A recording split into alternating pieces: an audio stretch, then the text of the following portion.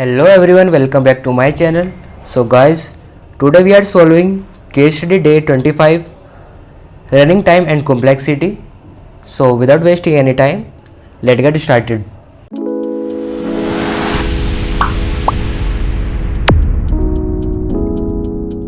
तो चलिए इस वीडियो को शुरू करते हैं। सबसे पहले आपको ओपन करना होगा अपना फेवरेट ब्राउज़र और इसमें ओपन करनी होगी हैकररैंक की ऑफिशियल वेबसाइट को। और वेबसाइट ओपन होने के बाद आपके सामने कुछ ऐसा इंटरफेस आएगा जहाँ पर लिखा होगा 30 डेज ऑफ कोड, और तो आपको क्लिक करना होगा कंटिन्यू प्रैक्टिस पर। और आज जो बारी है day number 25, running time and complexity, तो क्लिक करते हैं सोल्व चैलेंज पर। क्वेश्चन ओपन होने के बाद आपके सामने कुछ ऐसा इंटरफेस आएगा जहाँ पर सबसे पहले टास्क, उसके बाद कुछ input format, output format, sample input output, और सबसे लास्ट में आता है हैकररैंक का कोड एडिटर। तो अभी देखते हैं क्वेश्चन में क्या क्या चीज़ें गिवन है। तो जैसा कि ऑब्जेक्टिव में बताया है कि today we are learn about running time also known as time complexity.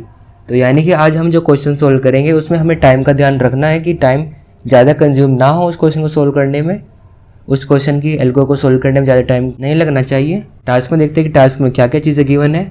हमें यहाँ पर जो क्वेश्चन सोल्व करना है वो प्राइम और नॉट प्राइम के उसमें करना है। अगर हमने इनपुट किया कोई प्राइम नंबर तो ये आउटपुट करेगा प्राइम, और अगर किया नॉन प्राइम तो ये उसके लिए प्रिंट कर देगा नॉट प्राइम। तो प्राइम नंबर होते कौन से है? एक नेचुरल नंबर जो 1 से ग्रेटर देन होता है और उसके कोई भी पॉजिटिव डिविजन नहीं होते अदर देन 1 और इटसेल्फ, यानी कि जो सिर्फ 1 से और अपने आप से डिवाइड होते हैं उनको बोलते हैं प्राइम नंबर्स। और इनपुट फॉर्म में बताया है कि आपको सबसे पहले इनपुट करना है नंबर ऑफ इंटीजर्स। अगर आपने इनपुट किया 5 तो यहाँ पर आपको इनपुट करना होगा 5 नंबर्स, बट यहाँ पर जो इनपुट किया है वो 3 किया है, तो उसने इनपुट किए 3 नंबर्स को 12, 5, 7। जो 12 है वो नॉट प्राइम है और जो 5 और 7 है वो प्राइम नंबर है, क्योंकि ये सिर्फ अपने आप से और 1 से डिविजिबल बाय होते हैं। लेकिन जो 12 है वो 2 से होता है, 6 से होता है और अपने आप से होता है, 1 से भी होता है, तो इसलिए नॉट प्राइम है। तो अभी चलते हैं अपने हैकररैंक के कोड एडिटर पर। और यहाँ पर आने के बाद सबसे पहले आपको चूज़ करनी होगी लैंग्वेज, जो कि सी लैंग्वेज है, और आपको जो कोड टाइप करना है वो यहाँ पर करना है। सबसे पहले यहाँ पर एक इंटीजर को डिक्लेयर करते हैं, इसका नाम होगा टी। तो इंट टी, टी जो है नंबर ऑफ टेस्ट केसेस।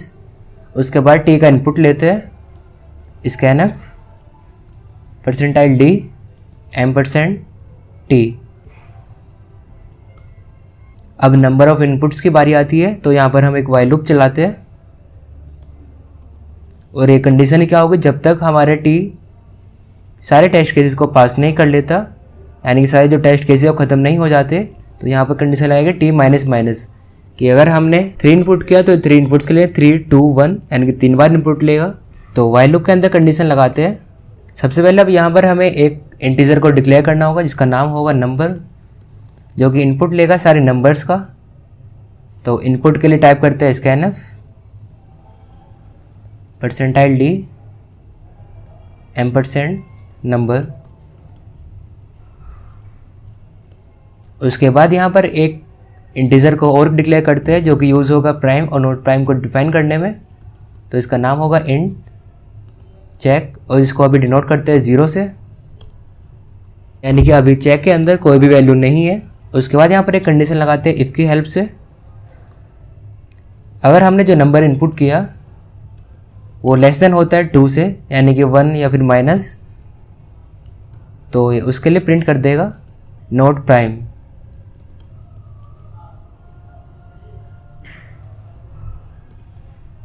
क्योंकि जो प्राइम नंबर्स होते हैं 1 से ग्रेटर देन होते हैं और अपने आप से डिविजल होते हैं सिर्फ, लेकिन यहाँ पर जो नंबर है अगर वो 2 से लेस देन होता है, यानी कि 1 या फिर 1 से भी स्मॉलर देन होता है, तो ये प्रिंट कर देगा नॉट प्राइम।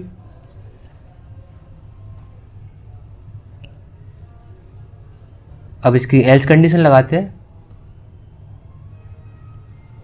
अगर हमारा नंबर ग्रेटर देन होता है 2 से, तो उसके लिए एक फॉर लूप चलाते हैं। इसमें i इक्वल्स टू 2 और i multiply by i is less than या फिर इक्वल्स टू नंबर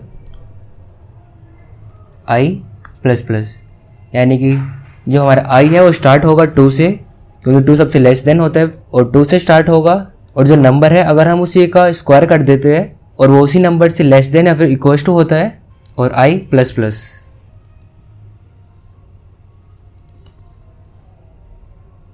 अब फॉर लूप के अंदर एक कंडीशन और लगाते हैं इफ़ की हेल्प से, जो कि चेक करेगा कि जो नंबर है वो इवन तो नहीं है, क्योंकि जो इवन नंबर्स होते हैं वो प्राइम नंबर्स ज़्यादातर नहीं होते हैं, क्योंकि हर कोई ना कोई नंबर डिविजिबल हो जाता है 2 से, 4 से या 6 से, जो भी है।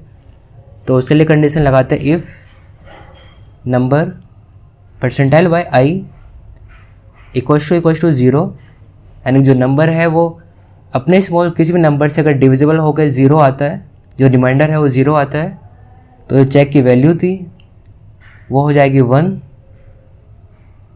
चेक वो वेरिएबल है जो हमने ऊपर बनाया था और जो वैल्यू हमने इनपुट की थी 0। तो इस कंडीशन को स्टॉप करने के लिए हम कंडीशन लगाते हैं ब्रेक की, यानी कि अगर तुम्हारा नंबर किसी छोटे नंबर से डिविजिबल बाय हो जाता है तो ये जो कंडीशन है वो यहीं पर ब्रेक हो जाएगी। अब बारी आती है कि हम इसको चेक करें कि हमारा जो नंबर है वो प्राइम है या नहीं है। तो उसके लिए यहाँ पर एक कंडीशन लगाते हैं इफ़ जो हमने वेरिएबल बनाया था चेक के नाम से, अगर वो होता है 1 के इक्वल। 1 कब हुआ था? तो 1 कब हुआ था? जब वह नंबर अपने से किसी छोटे नंबर से डिवाइड हो जाता है और रिमाइंडर आता है 0, तो उसकी वैल्यू हो जाएगी 1। अगर चेक की वैल्यू 1 होती है तो यानी कि वो नंबर इवन है, और इवन है तो यानी कि वो अपने किसी न किसी छोटे नंबर से डिवाइड जरूर हो रहा होगा। तो उसके लिए कंडीशन लगाते हैं इफ़ चेक इक्वल टू 1, तो ये प्रिंट करेगा नॉट प्राइम, नॉट प्राइम। और इसके एल्स कंडीशन में अगर हमारे चेक की वैल्यू 0 रहती है तो उसके लिए प्रिंट करेगा प्राइम, यानी कि हमारा जो नंबर है वो प्राइम हो जाता है। अभी हमारा जो कोड था वो कंप्लीट हो चुका है। अब बारी आती है कि हम इसको चेक करें कि हमारा कोड सही है या नहीं है। तो क्लिक करते हैं रन कोड पर। तो यहाँ पर एक टेस्ट केसेस हमारा अभी रॉन्ग आ रहा है, तो उसको देखते हैं क्या रॉन्ग है। यहाँ पर एक एरर है, वो ये है कि जो आउटपुट आना चाहिए वो हर एक आउटपुट नेक्स्ट लाइन में आना चाहिए, यानी कि एक यहाँ पर फिर नेक्स्ट में फिर नेक्स्ट में, बट हमारा जो आउटपुट है वो एक लाइन में और 2 आउटपुट एक लाइन में आ रही है। तो इसके लिए अपने कोड पर चलते हैं और जहाँ पर हमने प्राइम लिखा है उसके बाद \n को टाइप कर देंगे, यानी कि न्यू लाइन कैरेक्टर, और इसको दोबारा से टेस्ट करते हैं। इस बार हमारा जो कोड है वो बिल्कुल सही है। अब बारी आती है इसको सबमिट करने की।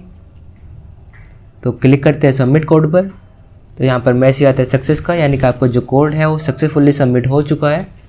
तो अब चलते हैं अपने 30 डेज ऑफ कोड पर।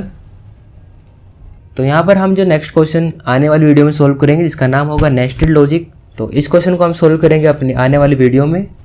तो अगर आपका कोई भी क्वेरी है या फिर कोई भी क्वेश्चन है तो आप कमेंट बॉक्स में जाकर के टाइप कर सकते हैं। तो आज इस वीडियो में बस इतना ही। Thanks for watching.